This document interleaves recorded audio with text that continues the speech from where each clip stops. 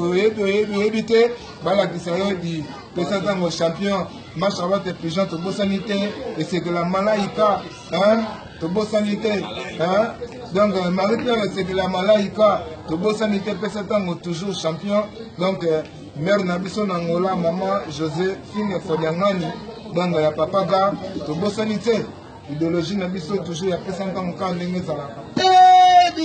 Il était comment quand on est aux opés sans ça. Vous avez Bayuma. Donc idéologie ou des chapeaux dans Londres.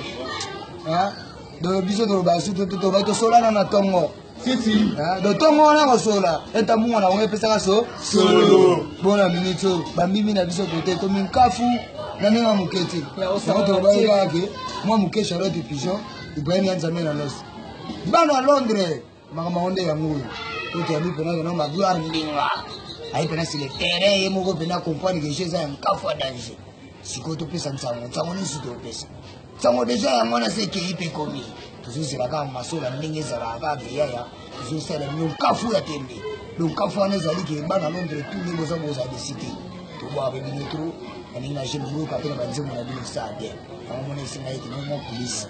Et nous te bosser que nous sommes nous avons comprendre quoi nous moi chazimeza retour et ça nous va traiter on avons place les apakebo pour vous avoir la nostalgie on a bien mingi on le besoin en honte moi ça va toujours quand on a mis avec la sola déjà bon moi solo mususu les asu ouais les athées on a qui notre bega Ibrahim Nzambe na nyoso na kata Londres pas de parti mon côté dit bino tout les bon à là-bas n'est-ce que donc n'est-ce qu'on a idéologie pesa tango champion Inter de Zawana pour l'anniversaire à Pesantango 32 ans quand on est là dit 32 ans à Pesantango au Pesantango les alliés nini Kafu na Kafu les compagnies les entreprises siko ah bino besoin d'idéologie donc on peut s'en faire toujours du bana mai mazana biso tout ka bata ko pesa Pesantango au stati que PV zakaka là c'est le tia biso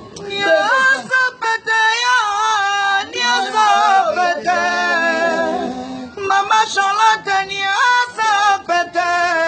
Balobi nyonso eza pete. Et pas Ibrahim Nzambe na nyonso.